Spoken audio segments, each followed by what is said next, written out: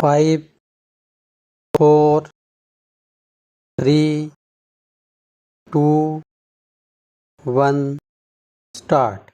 Madam Vice Chairman, it is rather unfortunate that on a subject like this, where the lives of millions of our countrymen are affected, we have to go by the limitations of time in offering our remarks, as a result of which I will not take the House to the various details which I would have liked to do. I would like to compress my remarks in as short a space as possible.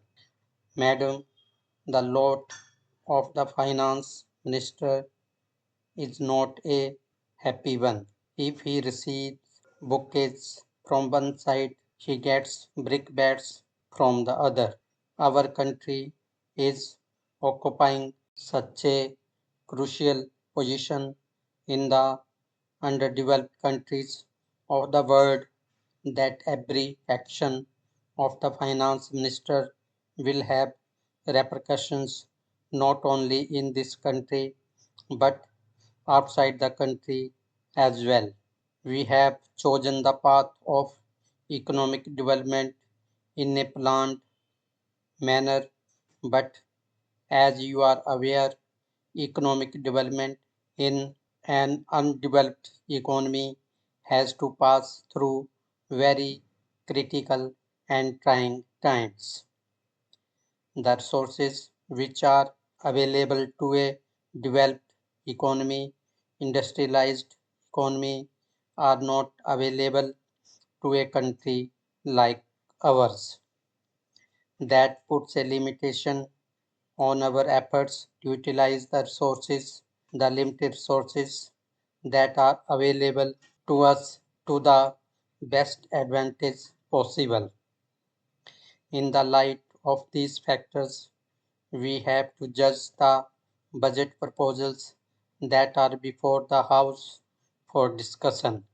We have also to consider one very important factor, and that is what were the economic conditions prevailing in the preceding year, because these are the things which will condition our action in future. The finance minister in his budget speech has given a review of the economic conditions prevailing in the country during the preceding year.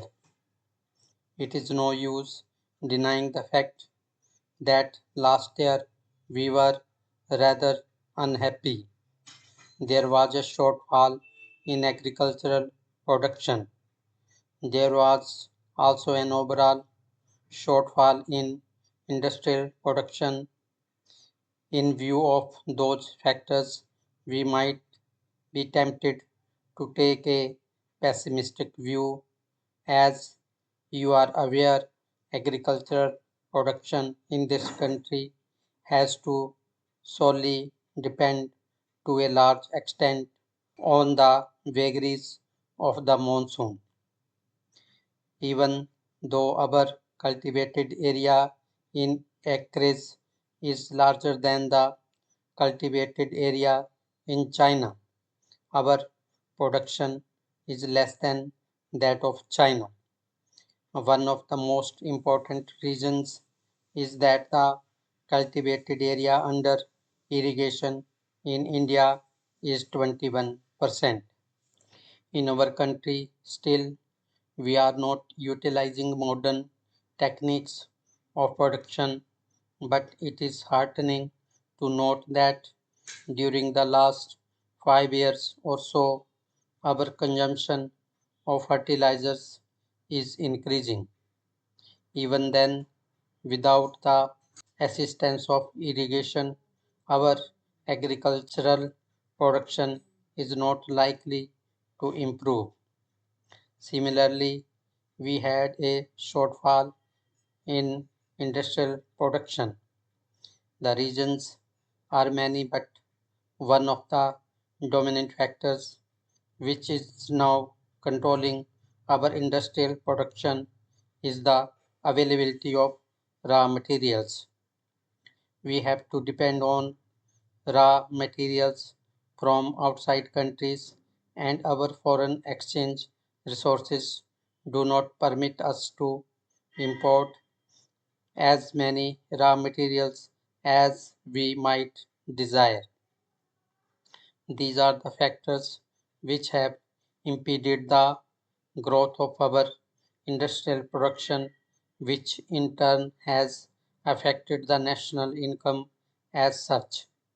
Although last year the national income might not have increased, at least it had remained at the same level as that of 2006-7. A point was made by my honorable friend that per capita income is going down. It is no doubt a fact that there is a slight fall in the per capita income in this country, but the reasons are quite obvious. Therefore, naturally, with the fall in level of income, it is bound to show a fall in per capita income. These are factors which we have to bear in mind in order to chalk out the future course of action. Madam, no development can take place unless we are prepared to work hard, unless we are prepared to make sacrifices. Today, in our country, so far as the financial resources are concerned, I can say with justifiable pride that our performance in raising the resources has actually exceeded the targets which were set before us by the Planning Commission. The Planning Commission in the 10th five-year plan had fixed a target of rupees 850 crores to be raised by additional taxation. According to the appraisal of the 10th five-year plan published by the Planning Commission, we have, really speaking, raised rupees 900 crores.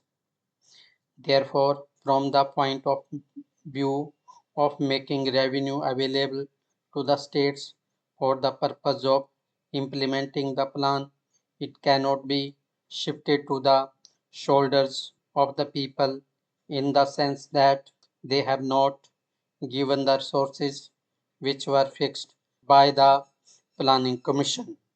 Under the circumstances, a natural question can be asked: what is the reason why our economy is not picking up? The reason was in the appraisal that during the 2 years which were under review in that report, they had come to the conclusion